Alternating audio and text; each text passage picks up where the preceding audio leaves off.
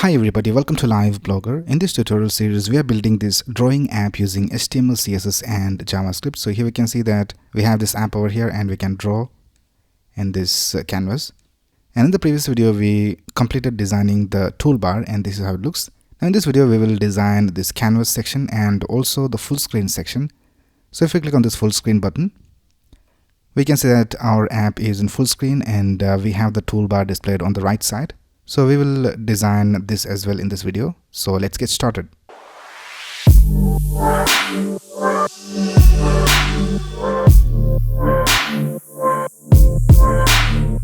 Alright, so here I'm in my source code and let's go ahead and add a new comment and let's type canvas and full screen.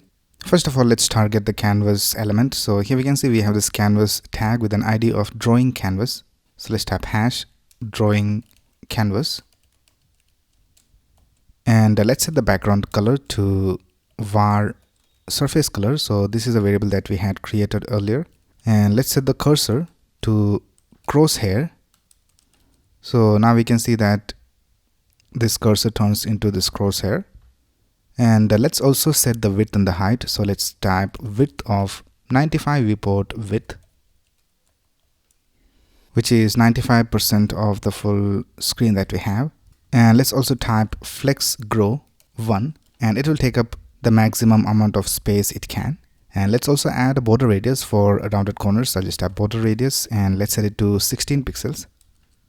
And let's also add a box shadow and let's use the variable called shadow. And here we can see we have the box shadow. Let's also add a transition for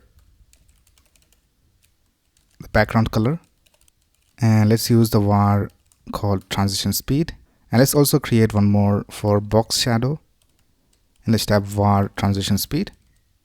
Alright, so this is how it looks. Now let's go ahead and add the styles for the full screen mode. So when we are on full screen, we will add a class called full screen to the body. So let's go ahead and add that over here and let's type class full screen. So when we have this full screen class, our app will be in full screen mode. So let's type body dot full screen and here let's set the padding to 0 and let's also set the overflow to hidden so that we don't have the option of scrolling. And when we are on a full screen mode, we don't want to display this heading. So let's go ahead and type body dot full screen h1 and let's set the display to none. So now we don't have the h1 displayed. Now for the drawing canvas, we need to have the full width and height.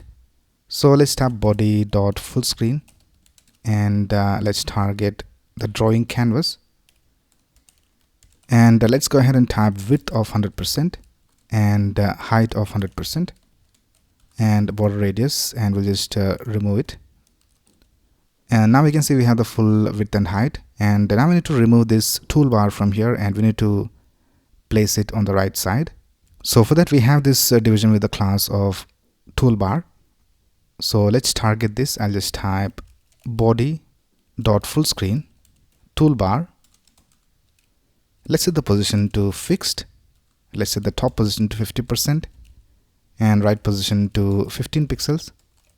And now we can see it is starting from the center. So we need to also type transform translate y of negative 50%. So now it will be exactly in the center vertically. Right, now we need to display these one below the other. So let's go ahead and type flex direction column. Right, now let's target the tool group of the full screen. So here we can see inside the toolbar, we have the tool group division. So let's go ahead and type body dot full screen tool group and let's type flex direction to column. Let's also remove the labels when we are on full screen. So here we can see we don't have any labels. So for that, let's go ahead and type body dot full screen tool label and let's set the display to none. Now let's go ahead and rotate this slider so that it is in vertical mode. So let's go ahead and type body dot full screen input with the type of range, and here let's type transform rotate. Let's set it to negative 90 degrees. Now here we have this division with a class of brush slider, and in that we have the input and the brush size value. So let's also style this and make it vertical. So let's go ahead and type body dot full screen. Let's type brush slider. Let's type display of flex and flex direction to column. And now let's add some margin below this color. So let's target the color. I'll just type body dot full screen input with a type of color, and let's type margin bottom of 60 pixels. Right now let's also add some gap between the brush slider elements. So we have the input and the brush size value. So here for the brush slider, let's go ahead and type gap of, let's try 70 pixels. And for the input range, let's also add a margin of 5 pixels, top and bottom, 0 for left and right. So this is how it looks.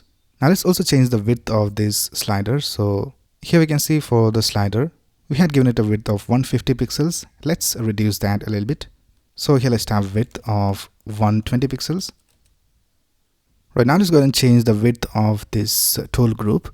So here we can see we have the tool group, and it is the group that has these two tools for the color and the brush size, and also another tool group for these three buttons.